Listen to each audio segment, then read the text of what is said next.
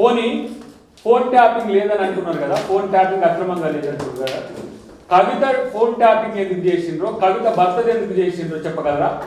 వాళ్ళు నేరుగా చెప్తున్నారు కదా, సిట్ ముందు పోయి చెప్పింది కదా, గతంలో జరిగిన సిట్ ముందు పోయి చెప్తుంది కదా. మాట్లాడితే బావనేమో బొగ్గు స్కామ్ అని అంటాడు. నీ బొందరా, నీ బొంద. బొగ్గు స్కామ్ అయితే టీఆర్ఎస్ వారికి ఎందుకు వస్తాయిరా బాబు, మేము తెచ్చుకోలేమా? ఎవరు వినోద్ రావు, ఎవరు ప్రతిమ కంపెనీ, ఎవరు ఉపేందర్ రెడ్డి, 4 బ్లాక్స్ ఎవరికి వచ్చినాయి? టీఆర్ఎస్లోకి వచ్చినాయి.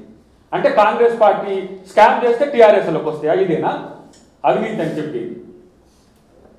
ఇలా కిషన్ రెడ్డి మాట్లాడుతున్నాడు. కిషన్ రెడ్డి సుప్రీంకోర్టు డైరెక్షన్స్ కూడా తెలియకుంటే ఎట్లా పిచ్చిగా నువ్వు మంత్రి అయినా నాకు అర్థం కాదు. సైట్ విజిటింగ్ అని మీరే కదా పెట్టింది, దాంట్లో ఎట్లా వస్తుంది బొగ్గు స్కామ్ సంబంధించిన అంశంలో? మరి నీకు కూడా ఉండాలి కదా. సో నీకు 49% నువ్వు స్టేక్ ఉంది కదా, 51% తెలంగాణ ప్రభుత్వానికి ఉన్న మేము యజమాన్యం ఉన్నా కూడా నీకు స్టేక్ ఉంది కదా. బ్లాక్స్ లో మీకు కూడా వాటా కావాలని చెప్పి కేంద్ర ప్రభుత్వం చట్టాన్ని సవరించింది కదా. మరి గాయకుల జ్ఞానం కూడా కిషన్ రెడ్డి లేకుండా ఆయన కేంద్ర మంత్రి ఎట్లయితు? కేంద్ర మంత్రి మళ్ళీ లేఖ రాస్తాడు హరీష్ రావు.